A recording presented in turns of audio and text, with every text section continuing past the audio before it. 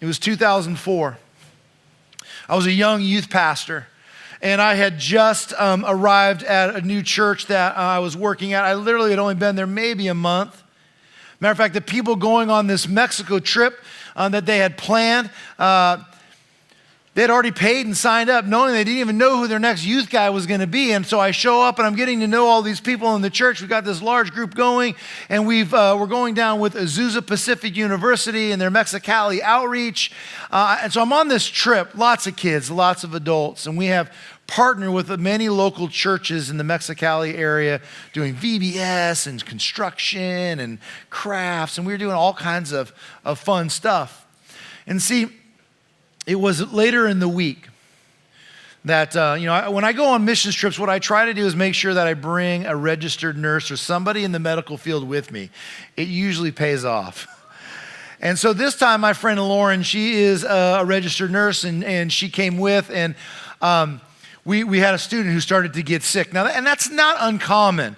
They're in a strange place. They're eating different kinds of foods. They may have drank the water from a spigot and not out of a bottle, whatever. And it's not uncommon that you get a little queasy. But what's important is when you start to feel that way, you do what the nurse tells you to do, because she or he will help you. The nurse will help you get back on track. Well, as some and many 15-year-olds do, they feel they have got it all figured out. And so this young lady, she didn't want to listen to what Lauren was trying to tell her. And, because when you are throwing up, you don't want to immediately start drinking water or eating. You may be hungry and you may be thirsty, but there's a process to get the system working. And over a day or two, this young lady, she just totally ignored everything. She kept getting sicker and sicker. She got more dehydrated and more dehydrated. And she began to play this game with her body. She put something in, it'd give it back. And it just it was just this thing going on. And it was Thursday.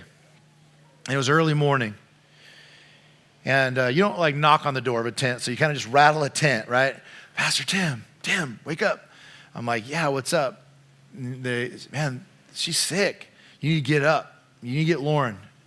And so these were her tent mates. She was full dehydration. She was in convulsions, pale as a ghost.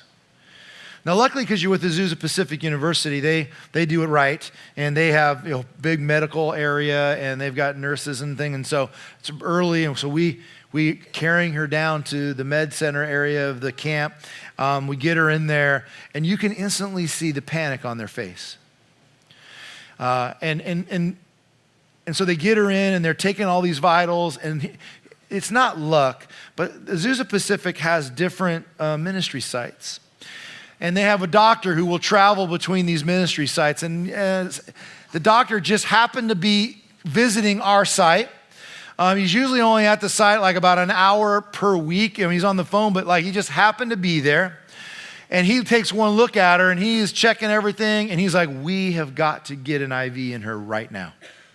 And you can sense the severity. And so I'm taking all this in, and I'm just kind of going, okay, this is pretty serious.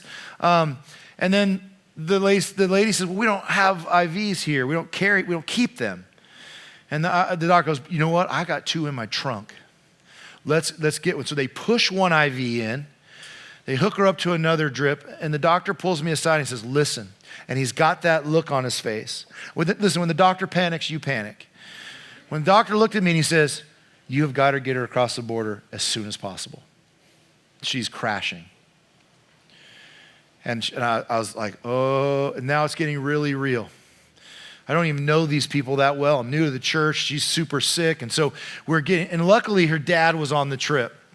And so there's that level of comfort. And so he's getting in his truck and he's firing it up. And it's just surreal. I'm literally lifting her up, and she's just, she's limp. And I'm just lifting her, putting her in this truck. And in this moment, as I'm hooking the IV up to the handle in the truck, I'm thinking, is this really happening? Am I really hanging up an IV of a 15-year-old girl in my student ministries? Is this really happening? I forgot to say this part in the first service, and I don't say this to draw emotion out of you, but she literally, whatever she thinks she has, she looked at me. She says, Tim, I don't want to die. And what do? Baby, you're not going to die. I didn't know that, though. I didn't know that. Put her in the truck and off they go. So you go back, you got to be, cool as a cucumber. You don't want you panic, kids panic. And so like, hey, we're going to have a ministry day. Everything's fine. Chip's taking his daughter. Everything's going to be good. And we go to the ministry site and, the kids are playing. We're soccer and we're barbecuing and having a party. It's having a good time. Everything is going off. And sometime around 2 or 3 in the afternoon, I see this red truck flying down the road and come right into the church. It's Chip. And he doesn't have his daughter with him. And he is distraught. So I go running out. I open up this car door, and he just collapses into my arms. Full-grown man just collapses into my arms. He is weeping. And he said, Tim, she slipped into a coma as I was going across the border. Luckily, I was able to flag down a border patrol, and they got us across, and she's hooked up to some life support right now. The doctor says her vitals are so weak, we can't even life flight her to San Diego. She won't survive the flight. So I just said, okay, this is what we're going to do. Let's rally the troops. Let's get everybody together. We're packing up. We're going to go to the hospital. We're done here. So we get across the border. We get into the hospital. And, again, I'm a young guy. And we get in there. And I walked into a room and saw some things I was not prepared to see. This 15-year-old student had pipes and hoses coming out. And, And the doctor looked at me and says, we don't know what's going on. We're just trying to keep her alive long enough, hoping she rallies. Like we can't even life flight her. Again, her vitals she's just too fragile. She won't survive the flight. And in that moment, I felt God nudge me, and he told me, I need you to be bold. And so like any young youth pastor, I turn to that doctor and I say, you're about to see a miracle. And I believed it. You're about to see a miracle. And he's like, well, we need one. And he left. I got my intern and he was out in the hallway and I said, listen, I need you to go out in that parking lot. I need you to get everybody part of our team. I need you to get them praying because God says that we pray believing, he'll deliver. And I believe that God is going to do something great. He asked me to be bold. I'm being bold. Go out there and get these people praying. I don't care if it's on their knees, if they're on their face, if they're standing, but we are going to pray without ceasing because God is about to do something incredible. And so we left. And I was in that room, and we were praying and laying hands, and we were praying. And we began to see some color. And the doctor came in, and he says, we're going to take some more blood, we're going to do some more tests. And so they're in there, and I was like, remember what I said? And he walked out. A couple hours went by.